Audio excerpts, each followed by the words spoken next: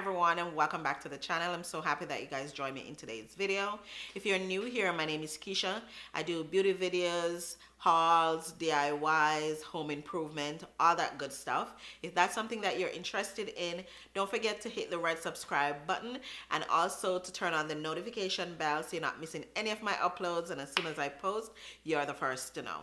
Now let's get into today's video. Okay guys, so today's video is pretty impromptu. I have an idea, don't know if it's going to work or not, but I want to share it with you guys.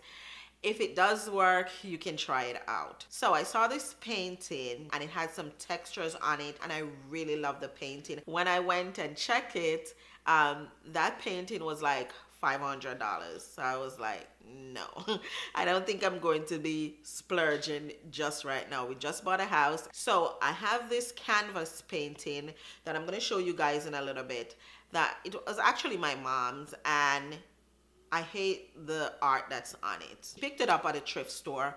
It was really cheap. I think it was like $5, but I love how big the canvas is. So my brain started to work, and I was like, you know what, maybe I can do something with this and recreate the painting that I saw. I will insert it here, so if you have that money to splurge, you can go ahead, if you like it, and just buy the real thing. But for those of us who don't and want to see how I recreate that, if I even can, keep on watching. So as you guys can see, it's a pretty big canvas, and even though I love Marilyn Monroe and the Statue of Liberty is cool and all, I just don't want it hanging up in my home. So I'm thinking if I can paint this white, get some Drydex and just create some textures, and then, you know, tape it off and then paint that section black, then I'll kind of create what the painting looks like. So that's what we're going to do today. I already put down some garbage bags on my countertop because I don't want to mess my countertop up. And then I'm thinking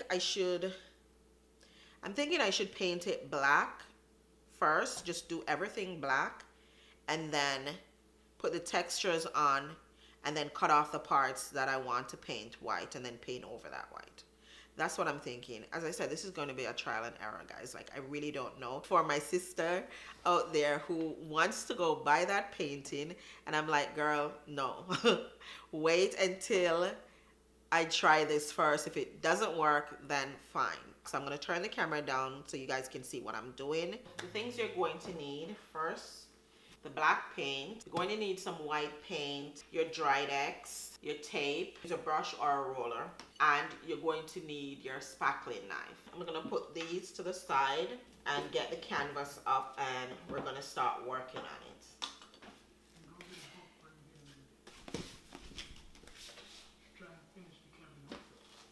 I'm wondering if I should paint before I put on the Drydex, or put on the Drydex and then paint.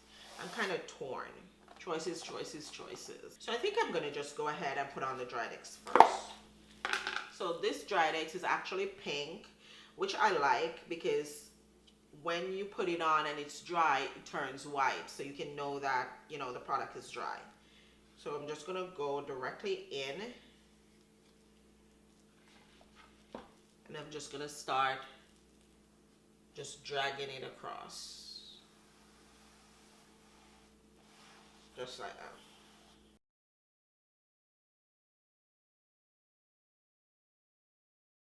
So this part of the canvas, I'm actually going to go in the opposite direction. And then I'm going to get my spackle, and I'm just going to just make random marks just like this. I think I want to put on some more Drydex there.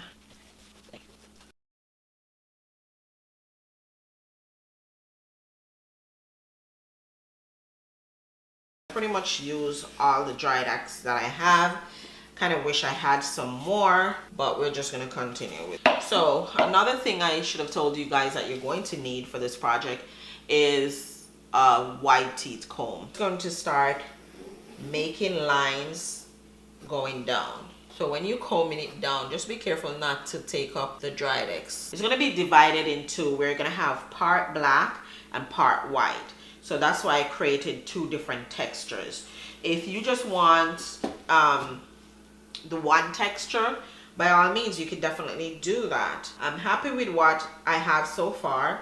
So I'm just going to leave this, let it dry. As you can see, it started to dry already. The parts that you see turning white is the part that's already dried.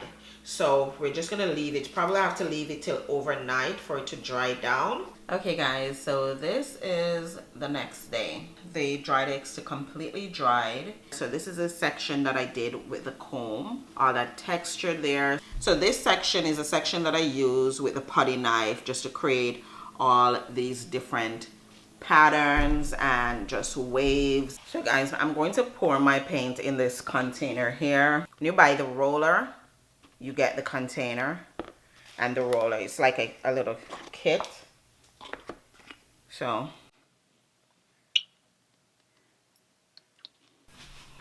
I'm just using my tape and tape off the area.